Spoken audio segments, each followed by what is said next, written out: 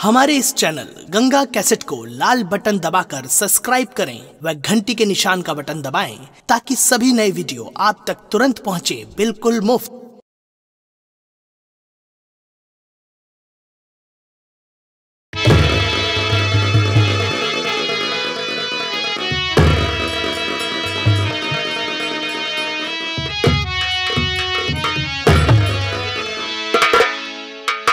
कि हसीनों की गलियों में कभी जाना नहीं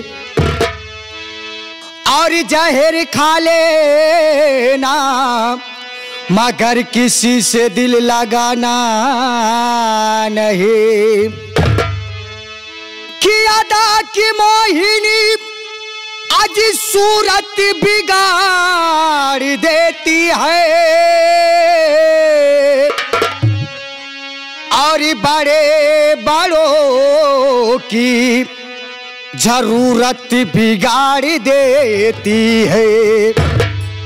इस रंग भरी दुनिया में संभल के रहना यारो, इस रंग भरी दुनिया में संभल के रहना यारो।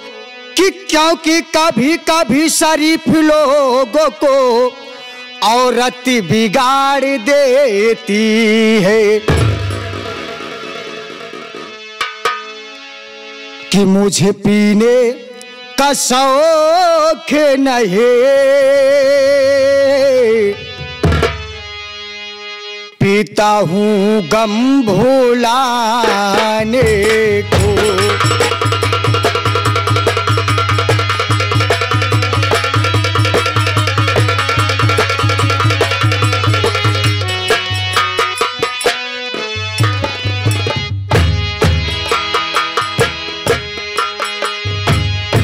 मुझे पीने का शौक नहीं, पीता हूँ गम भुलाने को।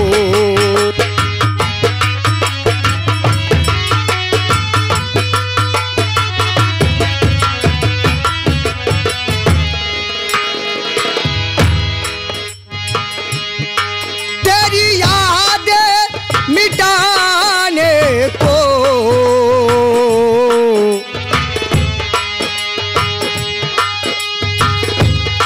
तेरी यादें मिटाने को, तेरी यादें मिटाने को पीता हूँ गम भुलाने को।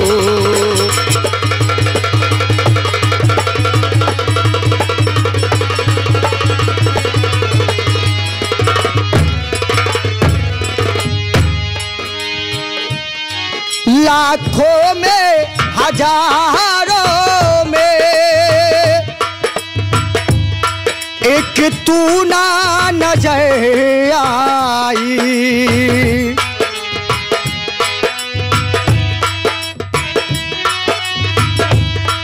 कि हमने भी किसी से प्यार किया था, कि हमने भी किसी से प्यार किया था, ये दिल किसी को दिया था। कम वक्त क्या करूं वो बेवफा निकली, क्योंकि उसने प्यार किसी और से किया था।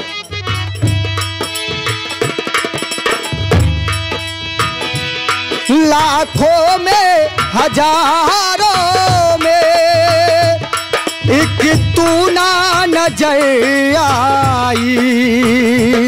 लाखों में हजारों में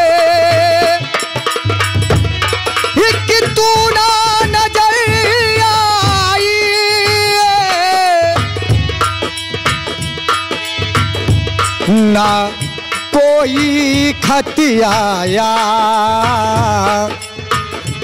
ना कोई खबर आई। हो क्या तूने भुला डाला,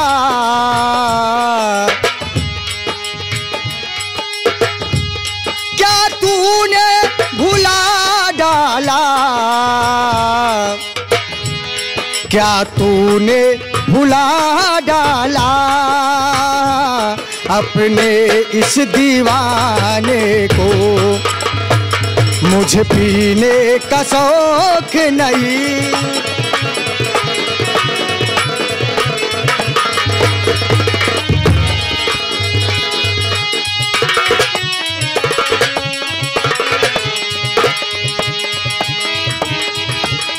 कहा गया है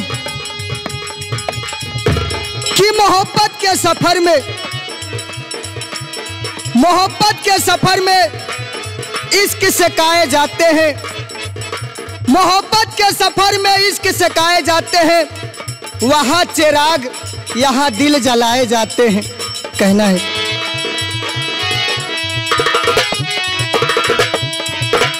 मिल जाते अगर दो दिल, आग लग जाती पानी में।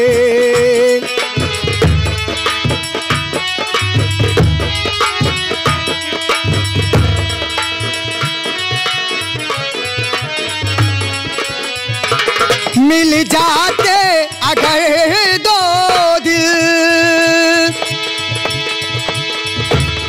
आग लग जाती पानी में।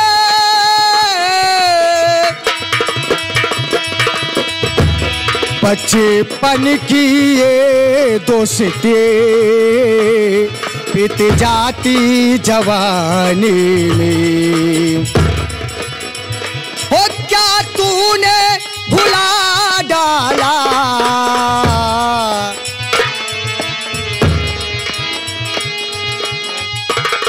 क्या तूने भुला डाला, क्या तूने भुला डाला अपने इस दीवाने को। मुझे पीने का शौक नहीं, पीता हूँ गम भुलाने को।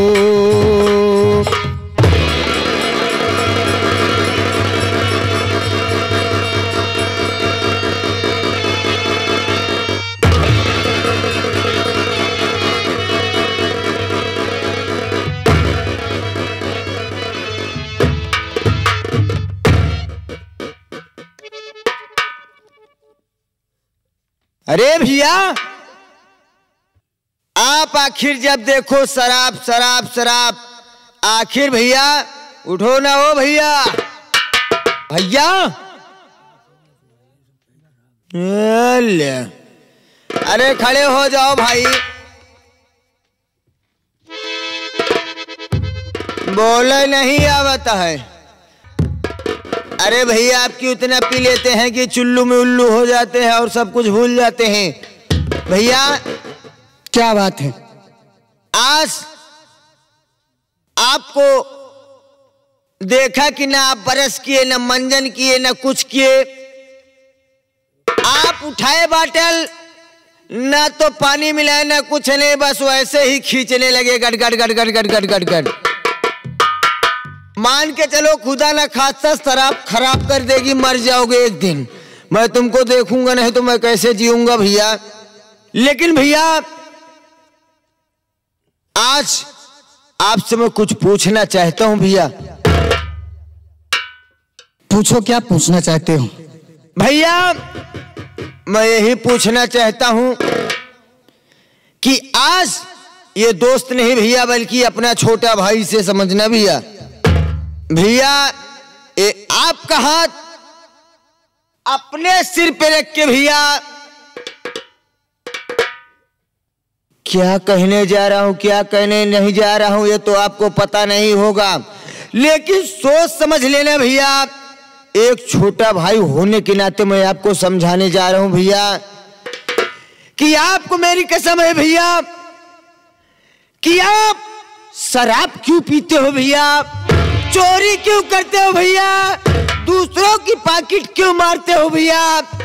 आप बचपन के चोर हैं, शराबी हैं, या कैसे हुआ भैया? अगर आप मुझसे नहीं बताओगे अपने छोटे भाई से तो समझ लो ना तो आपको ये शराब मिलेगी, और आज के बाद से समझ लो कि मैं मर गया।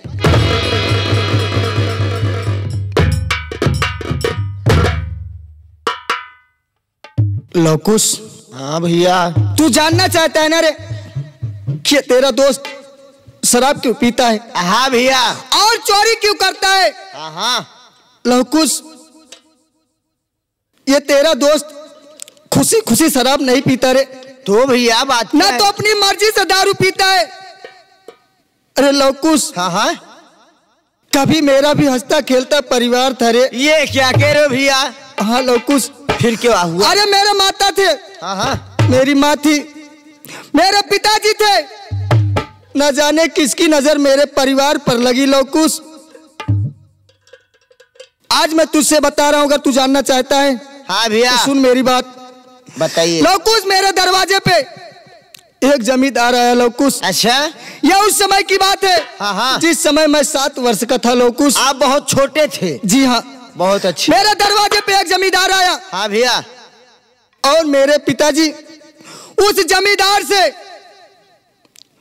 जमींदार से चारपाई पर से उठ के सलामी ना कर सके लौकुश। फिर क्या हुआ? उस जमींदार को गुस्सा आ गया। हाँ, मेरे पिताजी को गोली मार दिया रे लौकुश। भैया, गोली की आवाज सुनकर मेरी माँ झोपड़ी से बाहर आई। फिर क्या हुआ? और ठाकुर साहब के गिरेवान को पकड़ ली। उस हरामखोर को गुस्सा आया कि ये 2 टके की औरत मेरे गिरेवान को पकड़ ली।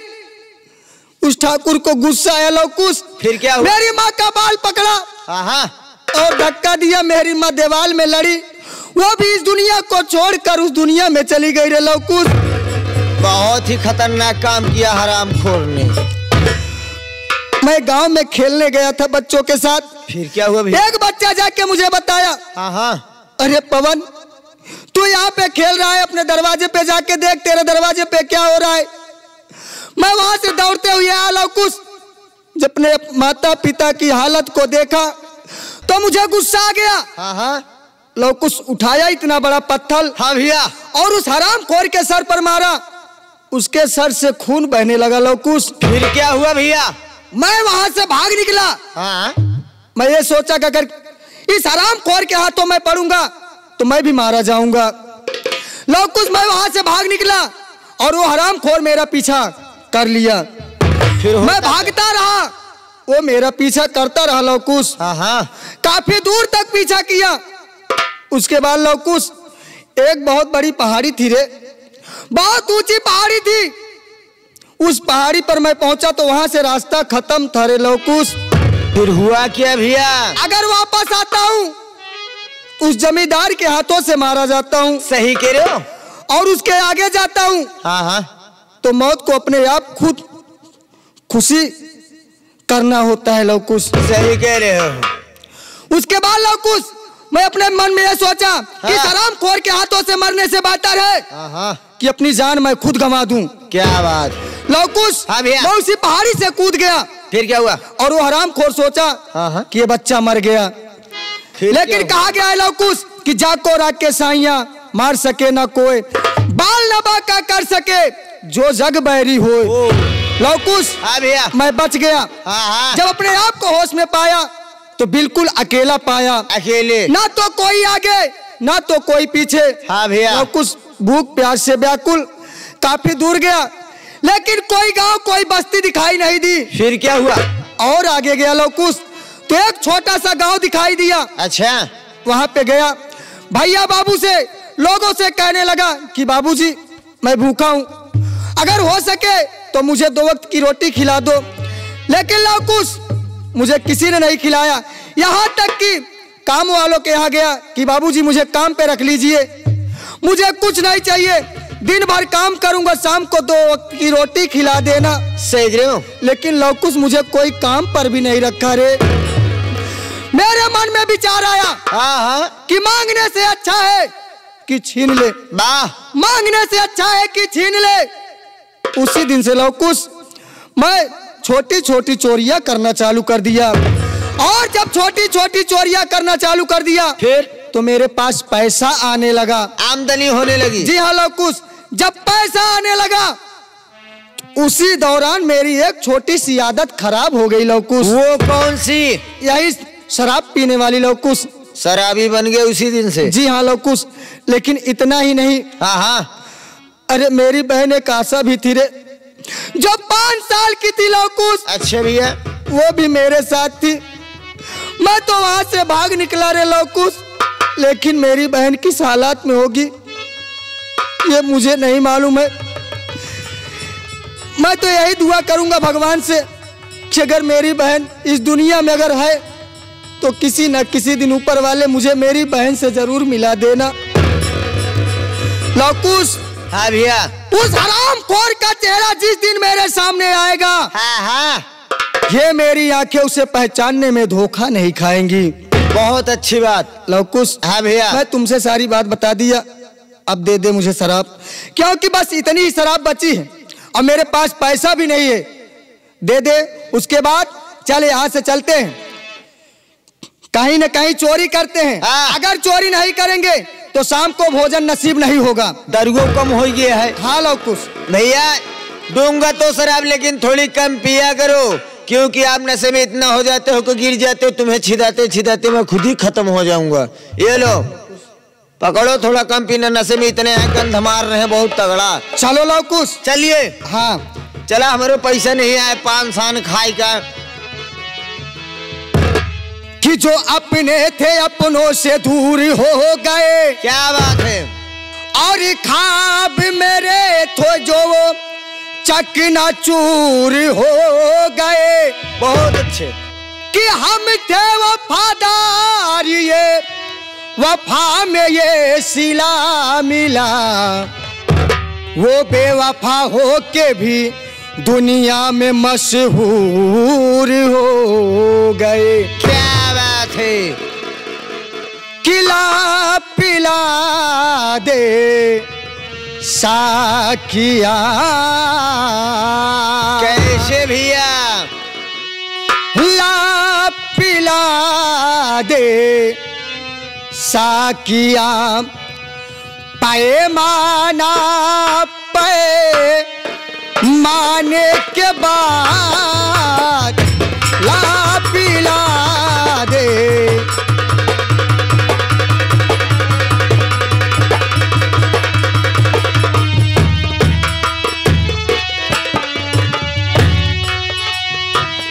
ला पिला दे साकिया,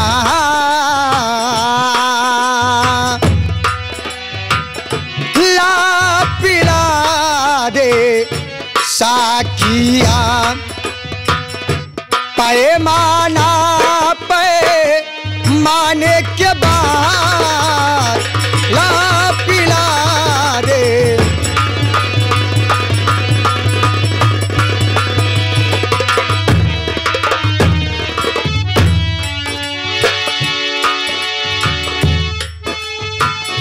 ला पिला दे साकिया,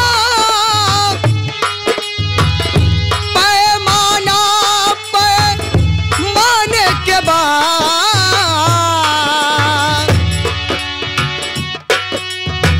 ला पिला दे साकिया, पैमाना पे माने के बाद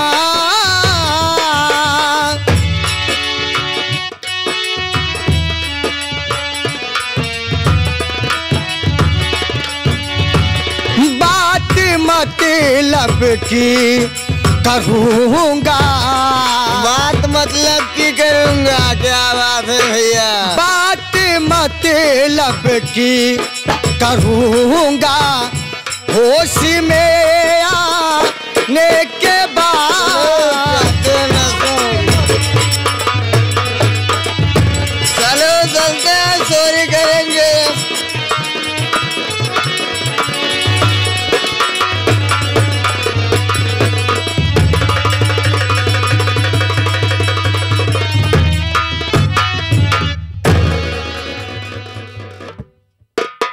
हे मोतीलाल, कहा मोती कनऊ, तोहरे खोपड़ी पे कि तोहरे धोती में। अरे बेटवा हम हाँ। काव कहा कही, अरे यह कहा कही। काऊ कहा। अरे का नाम है वह जौन तोहार नौना है वह लेके बोलावत हमार नाम मोतीलाल बा, मोतीलाल ना कहा, नहीं तो तोहरे खोपड़िन पर हम मुताब।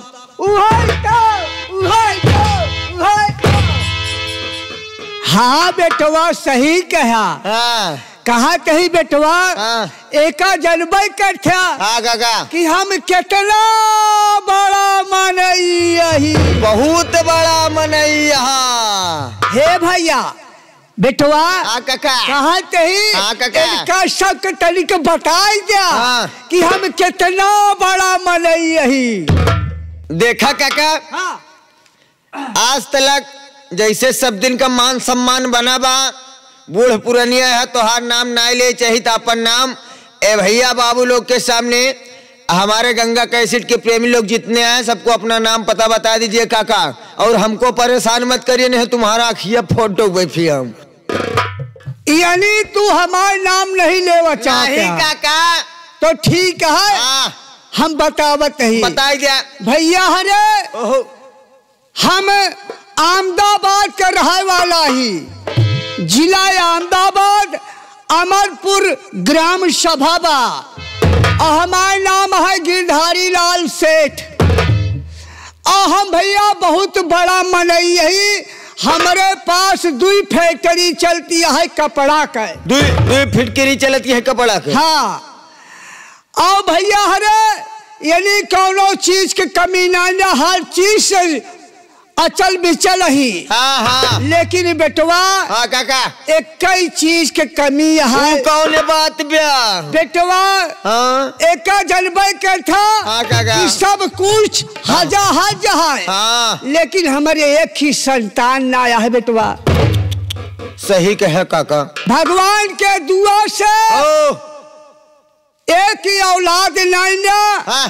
और वो ऐसे घूमा टहरत एक फेरी ऐसे घूमा टहरत गए नदी के कछारे में। अच्छा। नदी के कछारे में जब जाए के पहुंचा कहीं तो देखा कहीं 5 साल के लड़की वही फेकरत बैठी है। अरे बाप रे। हम कहे बिटिया तोहार का नाम है? हाँ। और तोरे महतारी बाप का नाम है? हाँ हाँ। तू कुछ नहीं रोवे के सिवा फेकरई लगी रहा है। बेटवा हमारे दया आई है। हाँ काका। जब दया आई है तो हम ओका उठाई ले गोदी में। हाँ हाँ। गोदी में उठाई के लड़की अपने घरे चलाए। घरे चलाया। अब ओका बेटवा इतना सेवा पालन कई के। हाँ। और जब बड़वार भाई पढ़ाई लिखाई लाए भाई। हाँ काका। तो का काम के नाम लिखाई दे स्कूल में। स्कूल में। और जब पढ़ाई लाग बेटवा। हाँ। पढ़त। हाँ। एक साइड पे वकालत पढ़ती है। और वो लड़की के नाम है आशा। का आशा सुरती? अरे हमारे लड़की के नाम आई है आशा सुरती नहीं कहा जा चंपा। काका हम तो आशा ने पीली पत्ती। अब भैया हरे औलाद हमारे पास नहीं ना, लेकिन वो दोनों फैक्ट्री के एक मैनेजर है जेके नाम है विमल। हाँ। यानी बहुत होनहार मैनेजर है। हाँ। यानी आज तक हमका सेठ कह के नहीं माने। हाँ हाँ। वो हमका जब देखा तब बाबा के जो ना दर्जा दे है। और हम अपने औलाद की तरह वो का ईमानदारी करी था। सही कहा था काका। हाँ बेटवा देखा कहा थे कुछ समय हो गया है और देरो होती है।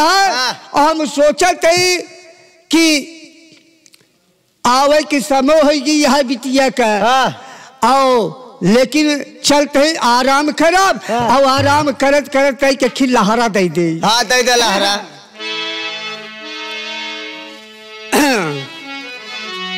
का कहना बा काका?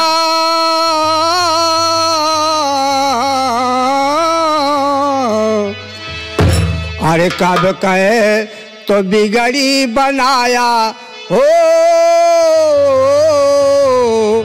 क्या बात कहे तो बिगड़ी बनाया हमारे सुधी काहे भुलाया।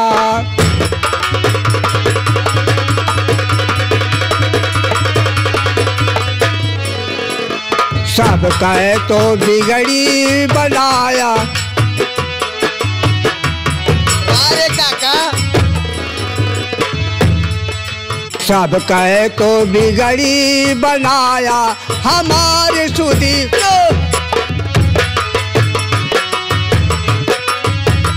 काका बुढ़ाई कहाँ जवानी हुआ है। हाँ क्या बात है। माँ की कौशल्या के जन्म लिए हो,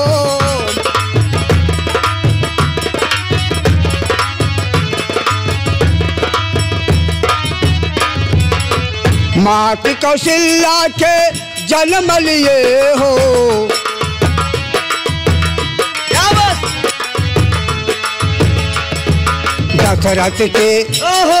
दशरथ के लाल कहवाया हमारी सुधी काहे भुलाया।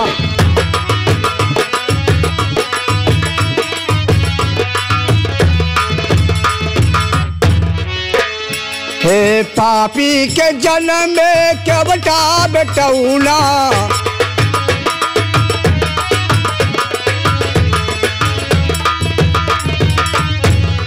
केवटा बेटौना हो केवटा बेटौना। क्या बात। ओनहू से चरना धोआया हमारी सुधी काहे भुला। मारे काका। कहा थे बेटवा। हाँ काका। अब बहुत समय हो चुका है। हाँ। और देर होती है। हाँ काका। हम सोचते है कि चल के आराम कर ले। हाँ। अगर हमारी बिटिया आवे हाँ। तो हमका बेटवा संदेश दिया। ठीक है काका बैठा आराम करे। हाँ बिट्टी आवत हुई है बैठा।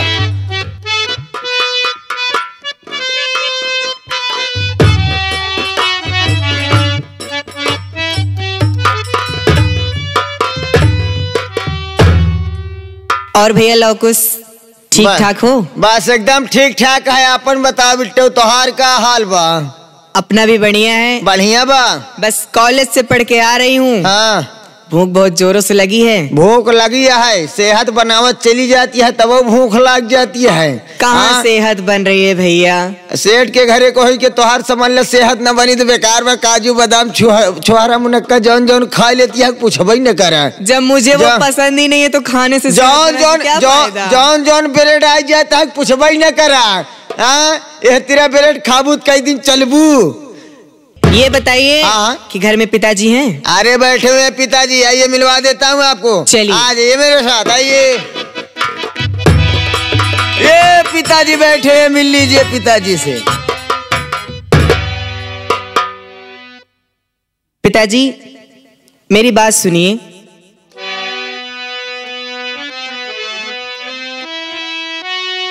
कहो बेटी क्या बात है।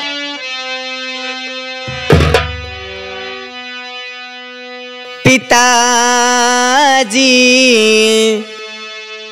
के चरणों में बेटी झुकाए सी।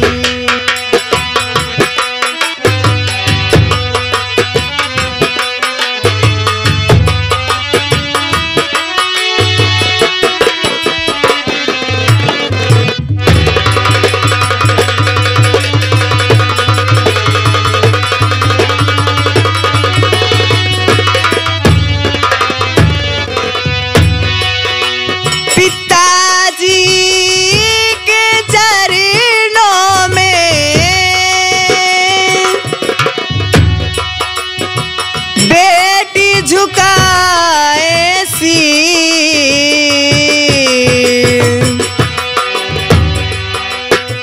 दीजे मम आशीष पिताजी रहे अमर।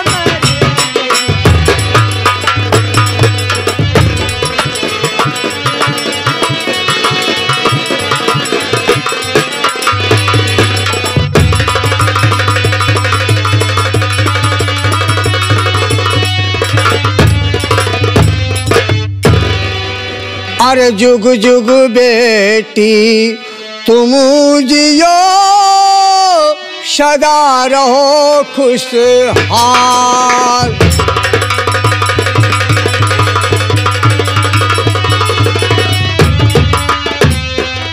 जुग जुग बेटी तुम जियो,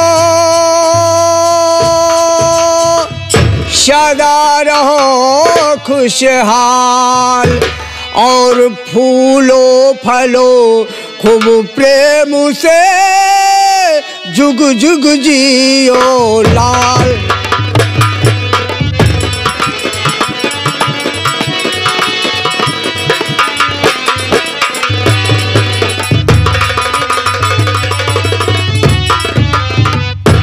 और बेटी बताओ, पढ़ाई की क्या समाचार है? पढ़ाई ठीक ठाक चल रही है पिताजी, लेकिन मैं आपको एक खुशखबरी देने आई हूँ। अरे बेटी, वो कौन सी खुशखबरी है, बताइए। सुनिए पिताजी, मैं बता रही हूँ। हाँ बताइए बेटी।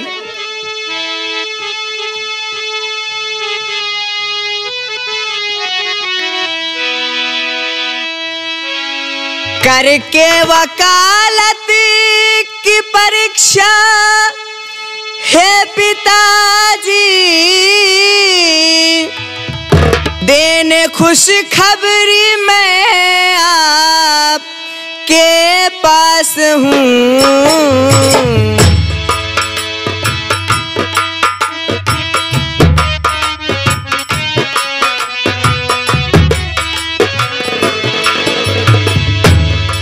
दीजिए आशीष हमको आगे बढ़ूं, दीजिए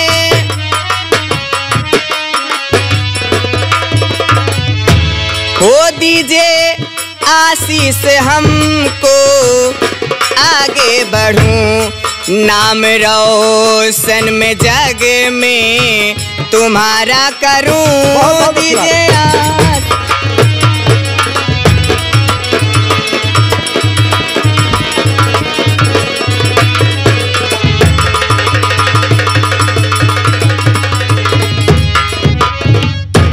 पिताजी, मैं वकालत की परीक्षा में पास हो गई हूँ, सोची चल के आपको खुशखबरी दे दूं पिताजी। बहुत अच्छी बेटी। अरे हुआ सुनकर दिल ये, सुने बेटी, अरे हाँ, हुआ सुन के दिल ये कलेजा हमारा,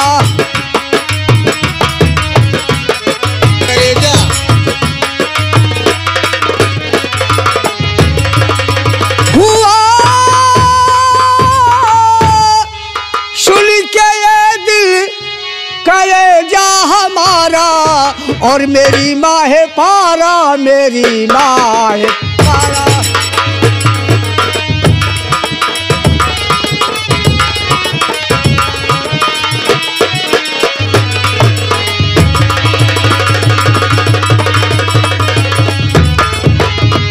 फैलाई जग में तू रोशन हमारा, और फैलाई जग में ये रोशन हमारा, और हुआ ठंडा मेरा कलेजा हमारा।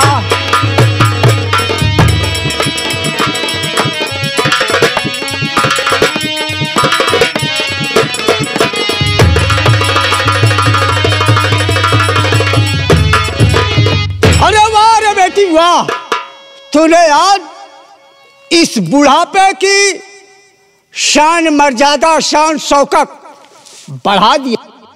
आज मेरा गज भर का छाती हो गया।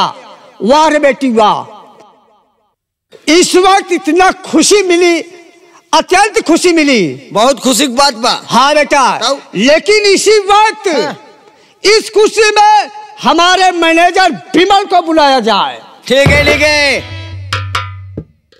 मैनेजर साहब, आपको सेठ जी बुला रहे हैं, तुरंत आ जाइए। आ जाइए मैनेजर साहब।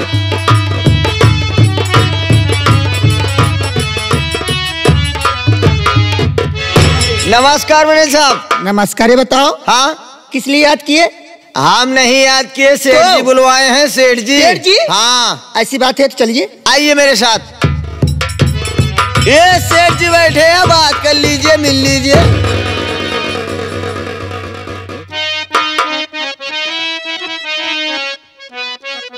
बेटा विमल, तुम तो जानते हो कि तुम मेरा दाहिना हाथ हो, तुम मेरे दाहिने हाथ हो और इस घर की और फैक्ट्री का पूरा देखभाल तुम्हारे जिम्मे है। पिताजी आप बैठ जाइए, मैं आपसे कुछ कहना चाहता हूँ। हाँ बोलिए। अरे झुका करे शीश चरणों में करो प्रणाम से,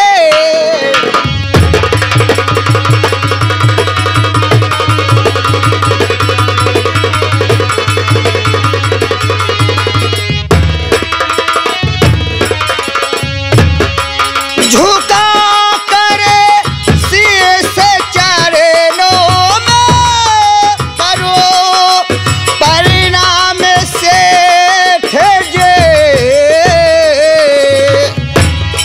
झुका कर शीश चरणों में करो प्रणाम से ठजे,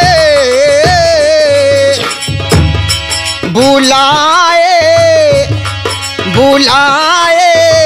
इसलिए मुझको कहो क्या काम से,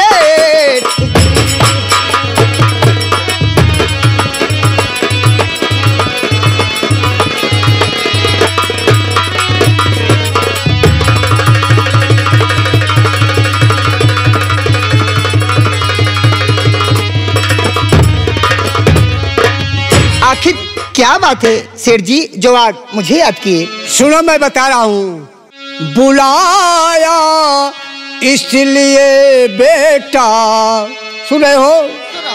बुलाया इसलिए बेटा तुम्हें मैं सब बताता हूँ। जी बताइए क्या बात है?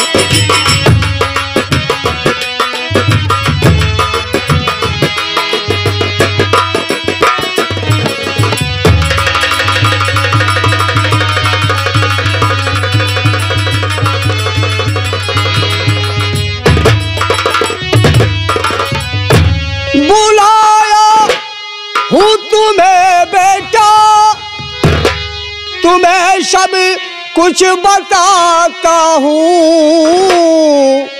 और दिया जिम्मेदारी फैक्ट्री का, सुने हो? दिया तुम्हें जिम्मेदारी फैक्ट्री का सारा बोझ दिलाता।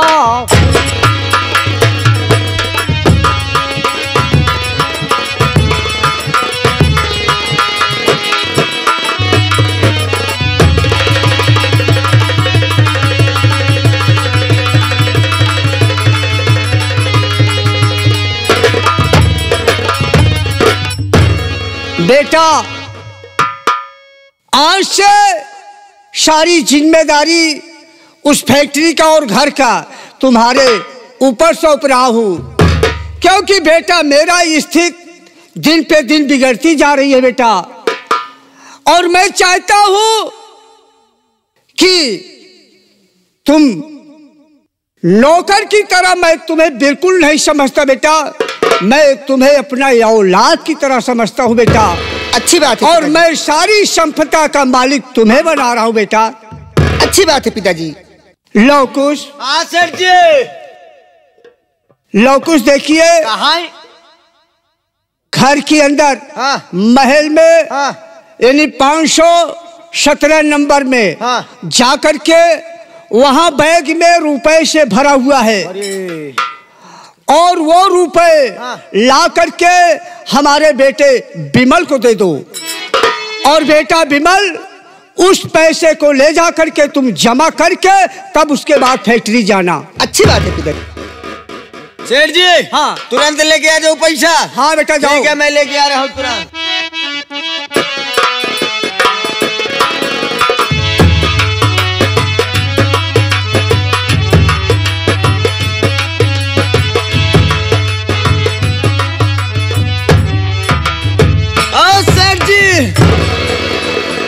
अरे बेटा, अरे बहुत गरू है, पैसा आता हूँ। एक उतर बाबा। हाँ हाँ उतारो। बाप रे।